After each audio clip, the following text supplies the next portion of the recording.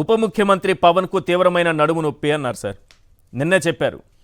నడుము నొప్పి ఉన్న వ్యక్తి ఏది సమీక్ష సమావేశానికి చాలా ఉన్నత స్థాయి సమీక్ష హాజరు కాలేదు. నడుము నొప్పి ఉంది కాబట్టి కేబినెట్ సమావేశానికి కూడా రాలేదు. మరి నడుము నొప్పి ఉన్న వ్యక్తి సదరన్ టూర్ ఒకటి పెట్టుకొని దేవాలయాలన్నీ తిరిగి వస్తాననేసి బయలుదేరారు సార్. అసలు ఏం జరుగుతోంది? సీఎం ఫోన్ చేస్తే సింపుల్ ఒక లాజిక్ తీసుకుందాం సార్. ఏ శాఖనైనా ఒక మంత్రి పట్టించుకోకుండా పూర్తిగా అవాయిడ్ చేసి ఆ శాఖ సమీక్షలు నిర్వహించకుండా కేబినెట్కి రాకుండా అసలు కార్యాలయానికి కూడా రాకుండా మాయమైపోయి తిరుగుతూ ఉంటే ఒక ముఖ్యమంత్రి కాల్ చేస్తే మంత్రి ఫోన్ తీయకపోతే ఇక్కడ పవన్ కళ్యాణ్ని పక్కన పెడదాం, చంద్రబాబు నాయుడు గారిని పక్కన పెడదాం. సాధారణంగా ఇలాంటివి జరుగుతాయా? ఈశ్వర్ గారు, మీకు శేఖర్ రెడ్డి గారికి నమస్కారం. నమస్తే. నడుము నొప్పి, మెడ నొప్పి, తలకాయ నొప్పి ఇవన్నీ కబుర్లు క్లియర్ గా అర్థమైపోయాయి. ఇప్పుడు చంద్రబాబు నాయుడు గారు పవన్ కళ్యాణ్ గారి మధ్య ఉన్న మానవ సంబంధాలపై ఇంత త్వరగా ఇంత స్థాయిలో చర్చ జరుగుతుందని నేను కూడా అనుకోలేదు. ఇంకో 1 year పడుతుందేమో అనుకున్నా. ఇప్పుడు నాదెండ్ల మనోహర్ గారు పవన్ కళ్యాణ్ గారికి నడుము నొప్పి ఉంది రాలేకపోయారు అన్న వరకు ఆగి ఉంటే ఇంకా ఈరోజు డిబేట్ లేదు. కానీ ముఖ్యమంత్రి గారు అవును నేను కూడా చాలా ప్రయత్నం చేశాను మాట్లాడడానికి, ఆయన దొరకడం లేదు, ఏంటి పరిస్థితి, ఎలా ఉన్నారు అని అడిగారు ఆయన. ఇది అసలైన కీలకమైన పాయింట్. ఒక ముఖ్యమంత్రి ఫోన్ చేస్తే క్యాబినెట్ లో ఉన్న వ్యక్తి ఫోన్ తీయలేదంటే దాని అర్థం ఏంటి అంటే, నిన్న చిరంజీవి గారు ఒక విషయం చెప్పారు వాళ్ళ తాతగారి గురించి, పోలికల గురించి. మా అమ్మ వాళ్ళ నాన్నకు కొన్ని పోలికలు ఉన్నాయన, ఆయన మంచి రసికుడు. ఆయన చెప్పిందే, చిరంజీవి గారు చెప్పిందే చెప్తున్నా. మంచి రసికుడు, ఇంట్లోనే 2 ఉండేవాళ్ళు. వాళ్ళిద్దరి మీద అలిగినప్పుడు 3వ వ్యక్తి దగ్గరికి వెళ్ళేవారు. ఇంకా 4, 5 ఉన్నారేమో మనకి తెలియదు అని పవన్ కళ్యాణ్ చిరంజీవి గారే స్వయంగా చెప్పారు. అంటే ఇప్పుడు ఇంట్లో వాళ్ళ మీద అలిగితే అలా బయటికి వెళ్ళిపోయే అలవాటు మజా పవన్ కళ్యాణ్ గారికి కూడా ఏమైనా వచ్చిందా? చిరంజీవి గారి మీద, చంద్రబాబు నాయుడు గారి మీద అలిగేసి ఆయన తాతగారి పోలికలు వచ్చాయంటున్నారా? మీరు నాకు అర్థం కావట్లేదు. అంతే కదండి. ఈ విషయంలో నేను ఇంకో విషయం, పొలిటికల్ అది వేరు, ఇది వేరు, ఇది పొలిటికల్, అది పర్సనల్, రైట్. అంటే తమతో ఉన్న వాళ్ళ మీద అలిగితే అలా బయటికి వెళ్ళిపోవడం అన్నది ఆ అలవాటు ఏమన్నా వచ్చిందా? ఒకటి. ఇప్పుడు ముఖ్యమంత్రి గారు ఫోన్ చేశారు, సరే నడుము నొప్పి ఉందనుకుందాం, ఫోన్ మాట్లాడడానికి ఏంటి సార్ ఇబ్బంది లేదు. సరే నడుము నొప్పి ఎక్కువ అయిపోయి నిద్ర పట్టగా ఒక స్లీపింగ్ టాబ్లెట్ కూడా వేసుకొని పడుకుందారే అనుకుందాం. మెలకు వచ్చిన తర్వాత ఒక ముఖ్యమంత్రి మనకు కాల్ చేశారన్నప్పుడు కాల్ బ్యాక్ ఉండాలి కదా సార్. కరెక్ట్. కనీసం కట్టసి అంటే కాల్ బ్యాక్ కూడా లేదు. కాల్ బ్యాక్ ఉంటే మళ్ళా నిన్న కార్యదర్శుల సమీక్షా సమావేశంలో ముఖ్యమంత్రి గారు నేను చాలా ట్రై చేశాను, ఆయన అందుబాటులోకి రావడం లేదు, అసలు ఏం జరిగిందని నాదెండ్ల మనోహర్ గారిని అడిగే అవకాశం ఉండేది కాదు. అంటే కాల్ బ్యాక్ లేదు.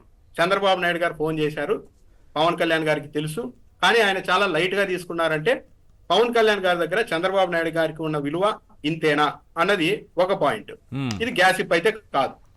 ఈనాడు పత్రికలో రాకపోతే ఇదంతా మీరు ఊహించుకున్నారేమో, వైసీపీ వాళ్ళు ప్రచారం చేస్తూ ఉన్నవారేమో అనేవాళ్ళు. మీరు ఇందాక చెప్పినట్లు అది ఈనాడు పత్రికల్లోనే వచ్చింది. అందుకే తెలుగుదేశం పార్టీ మీడియా కూడా ఎక్కడా కూడా మాట్లాడడం లేదు. పవన్ కళ్యాణ్ జనసేన పార్టీ అధ్యక్షుడు అయి ఉండవచ్చు, కానీ ఆయన మంత్రి అనే వ్యక్తి పూర్తిగా ముఖ్యమంత్రి కనుసన్నల్లో పనిచేయాలి, ముఖ్యమంత్రి అందుబాటులోకి రమ్మన్నప్పుడు రావాలి. గత నెల రోజులుగా చంద్రబాబు నాయుడు గారు ముఖ్యమంత్రి హోదాలో ప్రయత్నిస్తున్నా తన క్యాబినెట్ లో ఉన్న ఒక మంత్రి అందుబాటులోనికి రావడం లేదు, కనీసం కాల్ బ్యాక్ చేయడం లేదు అంటే వీళ్ళు పరిపాలన ఇంకేం చేస్తారు? అంటే వీళ్ళు ఇద్దరి మధ్య ఉన్న వ్యక్తిగత ఏదో ఇగోలు, పట్టింపులు, బేరాలు, బేరసారాలు, బార్గెయిన్లతో ఈ రాష్ట్రాన్ని ఇలా ముందుకు తీసుకెళ్తున్నారా అన్నది. మీరు ఇందాక ఒకటి చెప్పారు ఈశ్వర్ గారు, ఈ ప్లేస్ లో ఇంకో మంత్రి ఉండి ఉంటే ఏ అచ్చెం నాయుడు, ఏ అనితా గారో, ఏ రామానాయుడు, అనగాని సత్యప్రసాద్ ఇలాంటి వాళ్ళు ఉండి ఉంటే ముఖ్యమంత్రి కాల్ చేసిన వాళ్ళు ఫోన్ తీయకపోవడం, తిరిగి మళ్ళీ కాల్ బ్యాక్ కూడా చేయకపోయి ఉంటే మీడియా మొత్తం రంగంలోనికి దిగి అసలు ముఖ్యమంత్రి అంటే ఏమనుకుంటున్నారు, ఆయన దయదలిస్తే మీకు మంత్రి పదవి వచ్చింది, ముఖ్యమంత్రి కాల్ చేస్తే మీరు ఫోన్ తీరా, వీళ్ళని వెంటనే బత్రఫ్ చేసేయాలి సదరు వ్యక్తిని అని ఇదే మీడియా ఆగ్రహించి ఉండేది. కానీ ఈరోజు మీడియా కూడా ఎక్కడ కూడా అసలు ఈ టాపిక్ గురించే మాట్లాడడం లేదు. అంటే పవన్ కళ్యాణ్ కి ఎందుకు తెలుగుదేశం పార్టీ కావచ్చు, తెలుగుదేశం పార్టీ మీడియా ఇంత సరెండర్ అయిపోతుంది? అవమానం కదండి. ఇప్పుడు ముఖ్యమంత్రి కాల్ చేస్తే ఒక మంత్రి ఫోన్ తీయకపోవడం అవమానం, చాలా దారుణమైన అవమానం. మరి నిన్న ముఖ్యమంత్రి గారు స్వయంగా ఎందుకు చెప్పుకున్నారో మరి. ఇంత అవమానం జరిగిన తర్వాత కూడా సైలెంట్ గా ఉన్నారు అంటే పరస్పర ప్రయోజనాలు ఏదో ముడిపడి ఉన్నాయి వీళ్ళకి. అందుకని ఎవరు నేను చెప్పిన అంశం ఎంతవరకు ఉండే అవకాశం ఉంది సార్? తనయుడి సీఎం చేయాలనే తాపత్రయం ఒకరిది, అన్నయ్యను మంత్రి చేయాలనే ప్రయత్నం ఇంకొకరిది. ఈ నేపథ్యంలోనే ఈ బార్గెనింగ్లు, బ్లాక్మెయిల్ ఏమైనా నడుస్తున్నాయని అనుకోవచ్చా? అంటే ఇప్పుడు సీనియారిటీ ఉండి 2-3 సార్లు ఎదురు దెబ్బలు తిన్న చంద్రబాబు నాయుడు గారు ఎలాగైనా సరే పవన్ కళ్యాణ్ తో కలిసే వెళ్ళాలి, మనము సామరస్యంగా వెళ్ళాలి అన్నది ఆయన ఆలోచన. ఉమ్, నారా లోకేష్ గారు అసలు నేను ముఖ్యమంత్రి అవడానికి, నేను డిప్యూటీ సీఎం అవడానికి పవన్ కళ్యాణ్ పర్మిషన్ ఏంటి? ఆ, ఏమన్నా వాళ్ళ ఎమ్మెల్యేల మీద ఆధారపడి మన గవర్నమెంట్ నడుస్తోందా? ఓకే. ఆయన దయాదాక్షిణ్యాలు ఏంటి అన్నది నారా లోకేష్ గారి దూకుడుతనం. ఈ మీరు గమనిస్తే నారా లోకేష్ గారు అన్నారనేది కూడా టీడీపీ సర్కిల్లోనే జరుగుతున్నటువంటి ఒక చర్చ. అసలు పవన్ కళ్యాణ్ని మరీ ఓవర్గా మనం అంటే చంద్రబాబు నాయుడు గారు కూడా ఎక్కువ ఇంపార్టెన్స్ ఇచ్చేస్తున్నారు అనవసరంగా, ఆయన ఉన్నా లేకపోయినా మనం ప్రభుత్వాన్ని నడపగలము అని లోకేష్ గారు అన్నారనేది ఒక పొలిటికల్ టాక్ ఒకటి వినిపిస్తూ ఉంటుంది ఆ సర్కిల్లో. ఉండొచ్చా? 100% నిజమే ఉంటుంది. ఎందుకు అంటే దీని బ్యాక్గ్రౌండ్ కూడా ఎవిడెన్స్ ఉన్నాయి. ఓకే. ఎలక్షన్లకు ముందే మీరు పవన్ కళ్యాణ్ ని ఏం చేస్తారు, డిప్యూటీ సీఎం చేస్తారంటే మా టీడీపీ పోలిట్ బ్యూరో నిర్ణయిస్తుంది అన్నారు. అవును. అదొకటి, అప్పుడే అవమానించడం. సీట్ షేర్ అన్నా కూడా ఒప్పుకోలేదు కదా, సీట్ షేర్ లేదు, అస్సలు పవర్ ఆ ప్రశ్నే ఉండదు అన్నారు. మొన్న రీసెంట్ గా కొద్ది రోజుల క్రితం బిఆర్ నాయుడు క్షమాపణ చెప్పాలి అన్నప్పుడు పవన్ కళ్యాణ్ గారు చెప్తే తర్వాత ఆయన అయిష్టంగానే సారీ చెప్పారు. ఈ విషయాన్ని కొద్ది రోజుల తర్వాత ఎన్టీఆర్ వర్ధంతి సందర్భంగా మరి పిఆర్ లో భాగంగా ఆ ప్రశ్న అడిగించారో మరి ఏమో తెలియదు కానీ అడిగారు, పవన్ కళ్యాణ్ గారు ఇలా సారీ చెప్పాలన్నారు కదా అన్నప్పుడు, అది ఆయన వ్యక్తిగత స్టాండ్ అండి, మా పార్టీ స్టాండ్ కాదు, మా స్టాండ్ కాదు అని డైరెక్ట్ గా చెప్పేశారు. ఏమాత్రం పొసక్కుండా అంటే పవన్ కళ్యాణ్ డిప్యూటీ సీఎం ఏమాత్రం మేము లెక్క చేయడం లేదు అన్నది ఒక ఇంప్రెషన్ ఇవ్వడానికి అయితే ట్రై చేశారు. ఇంకోటి ఏంటంటే ఒకటి వచ్చింది స్పష్టత ఏంటంటే వీళ్ళ మధ్య గ్యాప్ ఉంది అన్నదైతే క్లియర్ కట్ గా అర్థమైపోయింది. ముఖ్యమంత్రి గారు నిన్న నా ఫోన్ కాలే ఆయన స్పందించలేదని చెప్పిన తర్వాత క్లియర్ గా అర్థమైపోయింది, ప్రజలందరికీ అర్థమైపోయింది గ్యాప్ వచ్చిందని. ఇప్పుడు జనసేన వాళ్ళకు, తెలుగుదేశం పార్టీ వాళ్ళకు ఒక కన్ఫ్యూజన్ ఉంది. అసలు గేమ్ ఎటువైపు నుండి నడుస్తోంది? పవన్ కళ్యాణ్ గారే చంద్రబాబు నాయుడు గారిని లైట్ తీసుకుంటున్నారా, ముఖ్యమంత్రిని అవమానిస్తున్నారా అని తెలుగుదేశం పార్టీ వాళ్ళ అంతర్మదనం.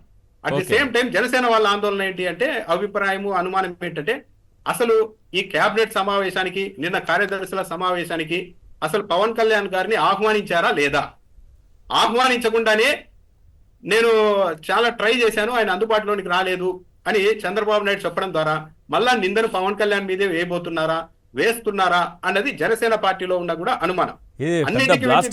సార్ మీరు చెప్తున్నది మామూలు విషయం కాదు. అంటే వాళ్ళ మొత్తం ప్రజలకి, వైసీపీ వాళ్ళకు క్లారిటీ ఉంది వీళ్ళ మధ్య డిస్ప్యూట్ ఉందని. జనసేన టీడీపీ వాళ్ళకు కూడా క్లారిటీ ఉంది, వచ్చేసింది మన దగ్గర రిఫ్ట్ అనేది వచ్చేసిందని. కానీ ఆ రిఫ్ట్ కు ఎటువైపు నుంచి ఎవరు ఏం గేమ్ ఆడుతున్నారు అన్న దాంట్లో వాళ్ళు కన్ఫ్యూజన్ లో ఉన్నారు. ఇంకా దిగ్భ్రాంతి కలిగించే అంశం ఏంటంటే, ఈనాడు పత్రికలో రాశారు, ఉదయం నుంచి సోషల్ మీడియాలో, ప్రధాన మీడియాలో ఇది పెద్ద ఎత్తున ఈ అంశంపై చర్చ నడుస్తోంది, తెలుగుదేశం పార్టీ ఇతర మీడియాలో. అయినప్పటికీ కూడా ఇప్పటి వరకు పవన్ కళ్యాణ్ గారి నుంచి నేరుగా కాకపోయినా ఆయన ట్విట్టర్ అకౌంట్ లోనో, ఎఫ్బీ అకౌంట్ లోనో, లేకుంటే జనసేన పార్టీ నుంచి లేదు, ముఖ్యమంత్రి గారు ఇలా కాల్ చేశారు కానీ ఆ సమయంలో పవన్ కళ్యాణ్ గారు ఈ ఇబ్బందుల్లో ఉండడం వల్ల కాల్ అటెంప్ట్ చేయలేకపోయారు, అంతకుమించి ఏమీ లేదు, మాకు ముఖ్యమంత్రి గారు అంటే గౌరవం అని కనీసం ఒక కట్టసీగా ఒక ప్రకటన ఇచ్చి ఉండవాలి. కానీ 24 గంటలు నడుస్తున్నా కూడా ఇప్పటికీ కూడా ఈ అంశం పైన జనసేన పార్టీ నుంచి ఎలాంటి స్పందన లేదు. సరే ఇది గ్యాసిప్ అని వదిలేద్దామంటే వాళ్ళ ప్రధాన పత్రికలోనే రాసేసుకున్నారు, అయినా స్పందించడం లేదు. అంటే ఇదేదో పూడ్చలేని స్థాయిలో ఈ గ్యాప్ ఏర్పడుతోంది. కనీసం కాల్ బ్యాక్ చేయలేని పరిస్థితి వచ్చింది అనుకుంటారా? ఎట్లా చూడాలి దీన్ని? అంటే ఇంకొక పాయింట్ కూడా ఉంది సార్, ఎంతకాలంగా జరుగుతోంది అంటే దావోస్ పర్యటనకి ముందు నుంచే అది మొదలైంది అనేది ఉంది, అప్పటి నుంచి ఉందా? ఈ ఫోన్ కాల్ ఒక్కసారే చేశారా, 2-3 సార్లు చేశారా? చేసినా కాల్ బ్యాక్ కూడా చేయలేని పరిస్థితి, ఇట్లా చాలా అనుమానాలు వస్తాయి.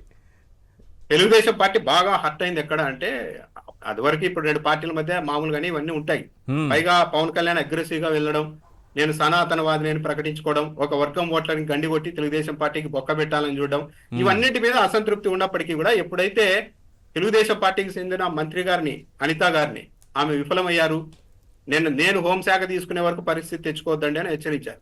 హోంశాఖ ఎవరు తీసుకోవాలి అన్నది ముఖ్యమంత్రి నిర్ణయిస్తారు, కానీ ఆయన నేనే తీసుకుంటాను అన్నట్టుగా మాట్లాడేస్తున్నారు, నేను తలుచుకుంటే అది రేపే తీసేసుకుంటానని. అక్కడి నుంచే తెలుగుదేశం పార్టీ వాళ్ళ మనోభావాలు చాలా ఘోరంగా దెబ్బతింటూ ఉన్నాయి. ఈ పాయింట్ మరి తిరుపతిలో వైకుంఠ ఏకాదశి టికెట్ల సందర్భంగా తొక్కిసలాట జరిగితే ముఖ్యమంత్రి గారు వెళ్ళారు పరిస్థితిని సమీక్షించడానికి, ముఖ్యమంత్రితో కలిసి ఏ మంత్రి అయినా పాల్గొంటారు, కానీ పవన్ కళ్యాణ్ గారు సెపరేట్గా వెళ్ళారు, తనకి సంబంధం లేని శాఖ. మంత్రులంతా చంద్రబాబు నాయుడు గారితో వెళ్ళారు, ఒక డిప్యూటీ సీఎం మాత్రమే 2 గంటలు గ్యాప్ ఇచ్చి స్వతంత్రంగా వెళ్ళారు. అవును, అంటే ఆయన ఒక డిప్యూటీ సీఎం గా, ఒక మంత్రిగా కంటే ప్రతి చోట నేను ఒక జనసేన అధ్యక్షుడిని, నేను ప్యారలల్ గా ఎదగాలి అన్న ఒక కోరికను కనబరుస్తున్నారు. ఓకే. దానివల్లే తెలుగుదేశం పార్టీ నుంచి కూడా విపరీతంగా నెగిటివ్ రియాక్షన్ వస్తుంది. Yes. ఇంకా ఇప్పుడు పెద్ద పెద్ద నాయకులు కాబట్టి బహిరంగంగా మాట్లాడుకోలేరు కానీ Right. సోషల్ మీడియాలో ఈ స్పేసుల్లో ఎక్స్ లో ట్విట్టర్ లో ఇవన్నీ చూస్తే Yes. పచ్చి బూతులు తిట్టుకుంటున్నారు తెలుగుదేశం పార్టీ వాళ్ళు, జనసేన కార్యకర్తలు. Hmm. సో ఈ రోజు అయితే చంద్రబాబు నాయుడు గారి ఫోను పవన్ కళ్యాణ్ గారు తీయలేదు అంటే రెండే జరగాలి.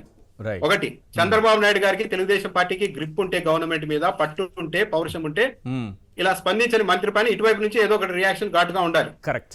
లేదు చంద్రబాబు నాయుడు గారు ఇబ్బంది పెడుతూ ఉంటే దాగుడు మూతలు ఆపేసి ఆ క్యాబినెట్ నుండి బయటకు రావాలి. పవన్ కళ్యాణ్ గారు కూడా ఏదో ఒకటి తేలాలి. ఇలా దాగుడు మూతలు ఆడుకుంటూ పరిపాలనని ఇబ్బంది పెట్టడం అనేది కరెక్ట్ కాదు. వీళ్ళలో ఎవరు తొలుత పౌరుషాన్ని చూపెడతానన్నది చూడాలి. రైట్.